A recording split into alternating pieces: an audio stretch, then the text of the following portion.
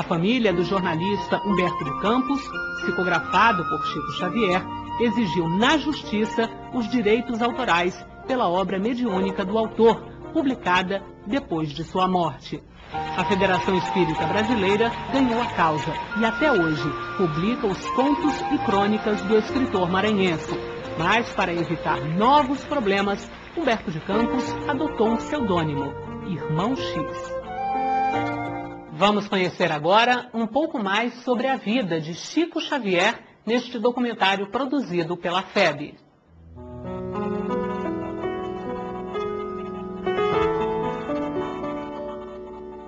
Um menino frágil, doente, que mal conseguiu completar o curso primário. Um tímido jovem operário de tecelagem.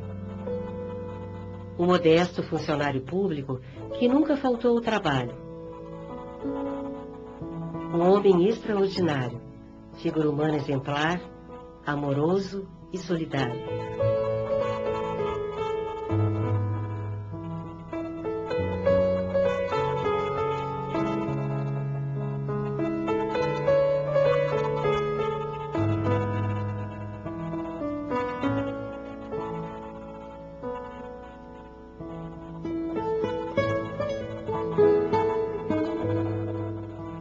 Francisco Cândido Xavier nasceu na cidade mineira de Pedro Leopoldo no dia 2 de abril de 1910. Aos 5 anos, perdeu a mãe e separou-se dos 9 irmãos. Foi uma infância difícil, sofrida. O Chico, quando a mãezinha dele desencarnou, com 5 anos, ele foi dado pelo pai para ficar por algum tempo com uma madrinha. E a madrinha, ela não gostava do menino, né? Mas ela tinha uns hábitos estranhos, como dizia o Chico, né? E ela espetava garfos embaixo da camisola, o menino vivia de camisolão, ela espetava garfos na barriga dele, de modo que ele teve as hérnias, né? E essas hérnias precisaram ser, mais tarde, todas cirurgiadas para ele poder aguentar a vida. Ele também teve tuberculose no convívio com muita gente, né? Foi curado também pelos espíritos, mas por tratamento também. E o interessante é que ele sempre foi operado pelos médicos da Terra, ele nunca recorreu ao mundo espiritual. Mas a gente sabe perfeitamente que ele sempre foi ajudado pelo mundo espiritual. Dentro de grandes conflitos e extremas dificuldades, Chico Xavier cresceu e aos 17 anos teve sua primeira manifestação mediúnica. Psicografou poemas e mensagens que foram publicados por amigos em revistas e jornais da região. Senti-me fora de meu próprio corpo físico, embora junto dele. Ao passo que o mensageiro escrevia, minha visão habitual experimentou significativa alteração. Notei que toda a assembleia me fitava com simpatia e bondade. Me encorajava em silêncio, animando-me para que nada receasse quanto ao caminho a percorrer. Se me fascinavam o médium, o apóstolo, o cidadão Chico Xavier me encantava. A sua jovialidade, a sua infinita alegria de viver, o seu bom humor, a capacidade de fazer humor em referência a si mesmo, a jovialidade com que ele tratava todas as pessoas, dava-nos a todos a sensação de sermos muito importantes. Além de ser um homem afável e bom, era também um homem enérgico, severo quando necessitado, mas sempre gentil. Era um homem de bem, conforme está descrito em o Evangelho segundo o Espiritismo. Um homem feliz, mesmo nas suas grandes dores. Foi a pessoa mais humilde que eu conheci. E a humildade é impactante, porque só quando a gente convive com alguém assim, é que a gente tem a dimensão da evolução espiritual. Em sua trajetória humanística, Chico Xavier atendeu milhares de pessoas de todo o país, que semanalmente lotavam sua casa em Uberaba, no Triângulo Mineiro. A extraordinária capacidade mediúnica está comprovada pela grande quantidade de autores espirituais que, por seu intermédio, se manifestaram. Chico Xavier psicografou mais de 400 livros, publicados em espanhol, francês, inglês, esperanto, japonês e grego. Livros de filosofia, medicina, poesia, história, crônicas e literatura infantil. 12 milhões de exemplares vendidos. O dinheiro foi doado integralmente por ele a diversas instituições espíritas. Consta que livros psicografados pelo Chico alcançam o número de 412 títulos. A Federação Espírita Brasileira, ela tem sob a sua responsabilidade 88 títulos. Se ficarmos apenas com os livros de André Luiz, que é esse que fala a respeito da vida no mundo espiritual, nós estamos comemorando agora esse primeiro livro, que é o Nosso Lar, o primeiro da série, completou 1.500.000 exemplares.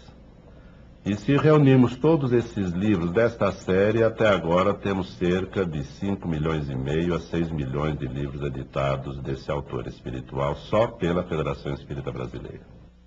Os livros não me trouxeram dinheiro e nem me dão dinheiro, mas me trouxeram aquilo que eu considero muito acima do dinheiro, que é a amizade de muitos amigos, um verdadeiro tesouro de amor. Amor ao próximo e desinteresse com os bens materiais. Chico Xavier sempre direcionou sua vida para a preocupação exclusiva e constante com a felicidade do ser humano. Ricos, pobres, velhos, crianças, homens e mulheres de todos os níveis sociais. Esquecia-se de si mesmo. Sempre que ele se referia ao casamento, ele dizia que nunca tinha tido tempo para casar. Porque a pessoa que se casa, ela tem compromissos com a família e não pode dizer, depois que casou, que não vai assumir esses compromissos, em nome da doutrina. Ele falava sempre, olha, fiquei com 14 sobrinhos, né, 6 irmãos para ajudar a criar, então eu nunca tive tempo para formar um lar. E mesmo que eu tivesse, não é recomendável pelo tipo de tarefa que eu abracei. Desde criança, a figura do Cristo me impressiona. Ao perder minha mãe, conforme os ensinamentos dela, acreditei nele, na certeza de que me sustentaria. E Jesus sempre esteve e está nas minhas lembranças. Um protetor poderoso e bom, sempre perto, cada vez mais atuante e vivo. Chico sempre esteve lá dos que doem, dos que sofrem, dos que choram, no momento de dor. Ele sempre falou isso. Eu lembro uma vez que falaram, né, que ele era ligado muito à sua fome, à miséria, às pessoas doentes, às pessoas enfermas, que o mundo não era só aquilo, né? E ele responde que o mundo, na verdade, o mundo realmente não era só aquilo, mas no instante que aquilo era verdade para as pessoas, era o instante em que ele deveria estar com as pessoas. É grande o número de famílias que receberam o consolo de informações de parentes que haviam desencarnado e que, junto ao Chico, recebiam comprovações da sua existência, de que continuavam existindo, mostravam interessados em acalmar os familiares, ressaltando junto a eles que o afeto continuava, que os vínculos familiares continuavam a existir e que a ausência do corpo físico nada representava nesse aspecto, a não ser a ausência física, mas os vínculos espirituais continuavam.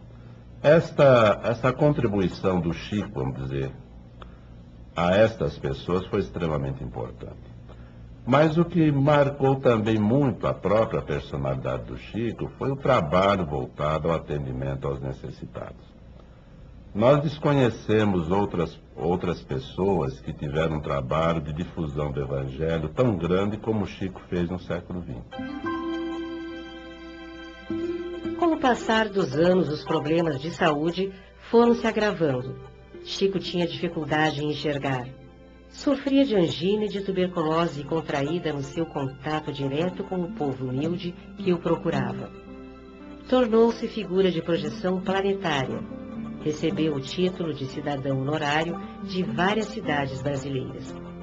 Uma mobilização nacional queria candidatá-lo ao Prêmio Nobel da Paz. Foram mais de 10 milhões de assinaturas colhidas no mundo todo. O Chico acabou não ganhando esse prêmio porque no ano anterior quem ganhou foi a Madre Teresa de Calcutá. E a norma do prêmio que não seja dado em anos consecutivos para pessoas ou entidades que tenham a mesma natureza. No caso dos dois, a natureza é religiosa. Em 1976, sofreu o primeiro infarto. Ficou afastado da casa em Uberaba por apenas 2 meses. Voltou para ficar com seus fiéis e seguidores até o final da vida. Todos somos unânimes em considerar Chico Xavier a expressão máxima da mediunidade no século XX. Eu até me atreveria a dizer que durante muitos séculos, com algumas exceções venerandas, como de Francisco de Assis, Teresa d'Ávila, e de um número muito grande de apóstolos do bem, da caridade, do amor, da mística, como também outras doutrinas, mas ele conseguia unir essa paranormalidade incomum ao exemplo de amor. Então a mediunidade de Chico Xavier realmente era incomparável, porquanto ele conseguiu reunir várias faculdades em torno de si próprio e desempenhou-as todas de maneira missionária. Não apareceu, por enquanto, nenhuma frase resumindo uma filosofia correta de vida como aquela pronunciada por Jesus: amai-vos uns aos outros como eu vos amei. Chico Xavier morreu sem dor, sem sofrimento e sem aviso prévio, em junho de 2002. Morreu dormindo, aos 92 anos. Desencarnou, deixando um exemplo de bondade, amor, humildade e fé. Confia sempre. Não percas a tua fé entre as sombras do mundo. Ainda que os teus pés estejam sangrando, segue para a frente, erguendo-a por luz celeste acima de ti mesmo. Crê e trabalha. Esforça-te no bem e espera com paciência. Tudo passa e tudo se renova na terra, mas o que vem do céu permanecerá.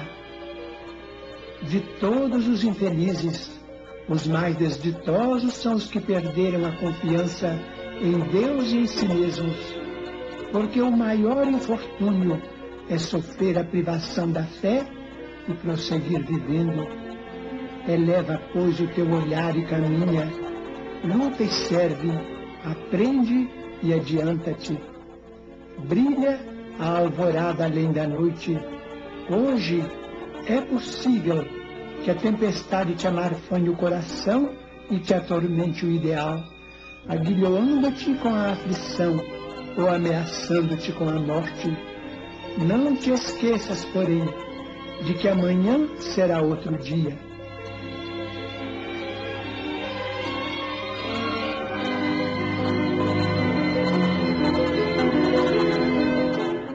Quando perguntavam a Chico Xavier quem seria o seu sucessor, ele dizia com a humildade de sempre: morre um capim, nasce outro. Mas Chico foi muito, muito mais que isso. Era o arauto da vida que prossegue além da morte, o porta-voz da esperança. E todos nós podemos ser um pouco sucessores dele, se aprendermos com as suas lições e trabalharmos para pôr seus ideais em prática. Até a próxima semana.